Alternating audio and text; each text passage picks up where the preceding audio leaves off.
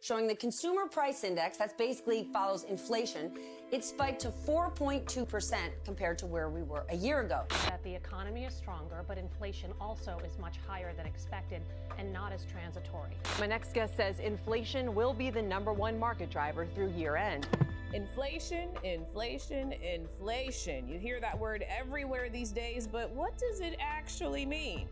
Well, let's save you a Google search and answer, what is inflation?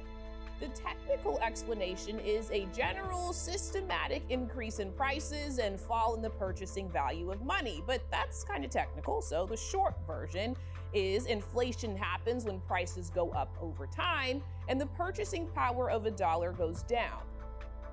Inflation is a process of repeated ongoing increases across a broad set of prices. It's not a one-time increase in prices. For example, if the price of tomatoes were to rise 5% because of a freeze, that's not inflation. It's also not a narrow set of prices going up. For example, prices of new or used cars going up because of a semiconductor shortage. Inflation is broad and it's repeated year after year. So it's more of a process than a one-time shift. The big difference here is it's more than noticing a single price increase.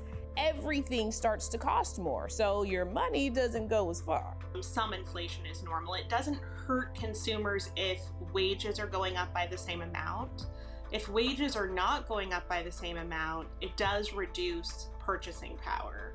And so what that means is consumers might have to cut back spending on other items, or they may save less if their wages are not increasing at the same pace as inflation. But I'd like to emphasize that some inflation actually is healthy. And in fact, the Federal Reserve targets a moderate but positive amount of inflation, which is 2% on an annual basis. Inflation is calculated using something called consumer price indexes. That's basically how much more you're paying for the stuff you buy regularly over a period of time. It's a so-called basket of consumer goods. So what's in the basket? It's things like housing costs, basic food and drinks, transportation, health and personal care, and things you spend money on for fun too. So how does what we're seeing now compare to other times in history? One good example that has some parallel to now is immediately after World War II, when we saw a surge in prices in the global economy. The global economy was recovering really fast. It needed a lot of materials to rebuild. That inflation didn't last. Prices leveled off or fell back as the economy recovered. And so in many ways, the supply chain issues that we're seeing now after the global economy basically shut down and then reopened are similar to that dynamic that we saw after World War II. The Fed says the inflation we're seeing now is temporary because of the pandemic. And I would say it's just very difficult for a complex global economy to go from completely shut down to operating on all cylinders. And the pandemic has just caused a lot of, congestion, which is driving up shipping costs.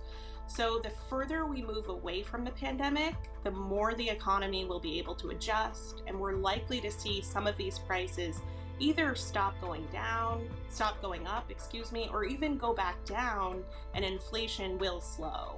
Inflation is one side effect of, the disruptions related to the pandemic, but I think we should also think about how this recovery has been faster and stronger than prior recoveries. It's come with more inflation, but it's been faster and stronger, and that's a really important point. And that's why we have higher inflation right now. Inflation is a scary word, but as the pandemic eases, there should be fewer disruptions, and companies have every incentive to fix supply chain issues and restore smooth functioning to the economy.